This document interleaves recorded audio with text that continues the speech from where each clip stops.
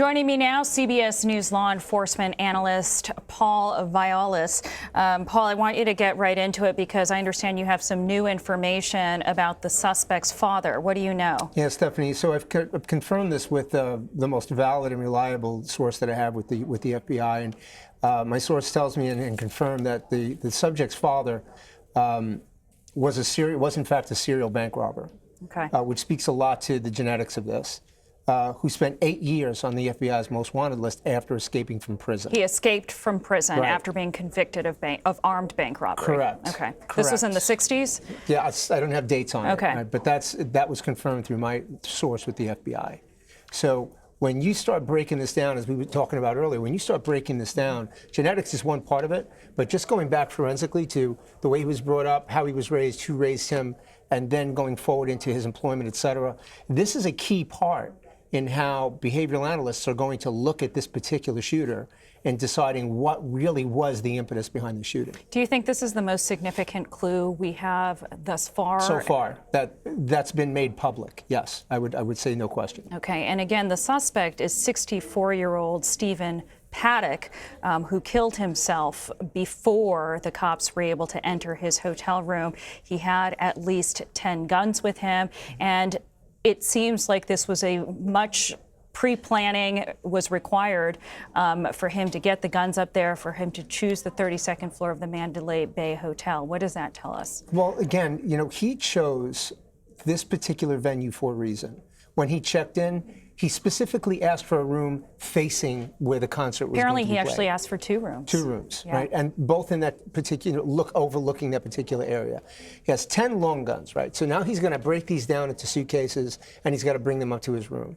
Doubtfully checked in with them all at one time. Because these are heavy, heavy guns, right? No question. I mean, and you've got 10 of them. And you're not even counting the ammunition. The hundreds and hundreds of rounds of ammunition that he brought up there. And we still don't know how much he didn't even get off because the police were sharp enough to get him, take care of this expeditiously. But you're saying hundreds and hundreds of rounds because we actually have witness video and we can hear the relentless gunfire. Now, Right. I was listening to the police dispatches that were happening at this time, and they described it as automatic gunfire. I want to ask you about the weapons because we haven't had any confirmation of what weapons he used, but could anything other than a fully automatic weapon create that ricochet, that kind of rapid fire? Absolutely not. Okay, so we're talking about an automatic machine gun. There's no question that he was using an automatic rifle. There's no question about that. Okay. None whatsoever. There are 2 crime scenes involved. There are the 2 hotel rooms that he was at the Mandalay Bay Hotel, but there's also where the shooting happened, which was basically across the street diagonal. It was actually, when you look at it from a map, surprisingly far.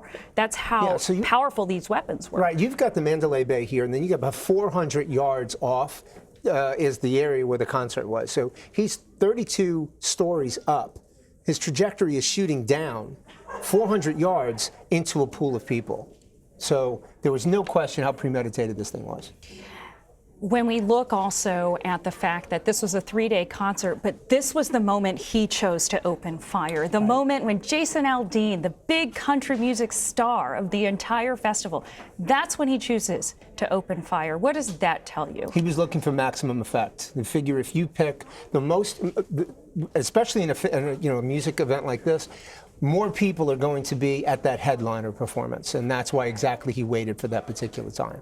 I mean, no one can say for sure, but it clearly indicates the reason why he waited was for maximum effect. One of the things that people have really honed in on is that he was this 64-year-old retiree that doesn't usually fit the profile of, especially given that he had, from what we know, no history of mental illness. At least he'd never been institutionalized from what we know so far. Right.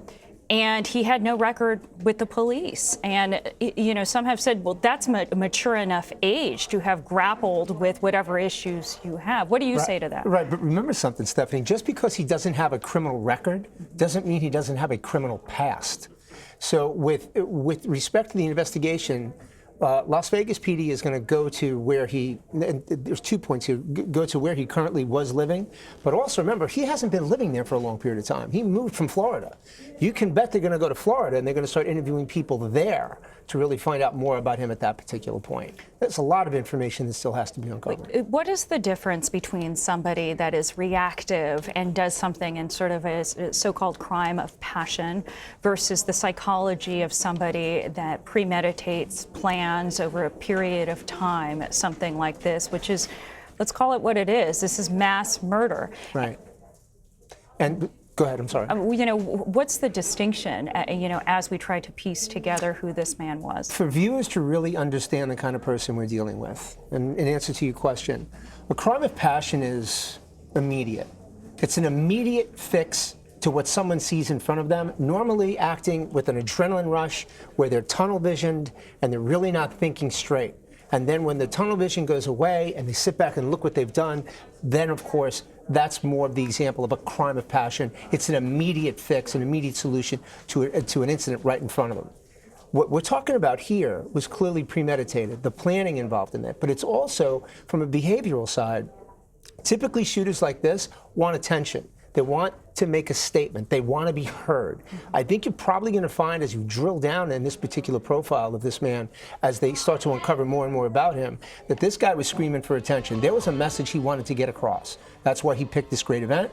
That's why he picked the absolute maximum time of that event for, you know, to achieve what he did by having the most people there. In cold blood, No one question. might say. Complete coward.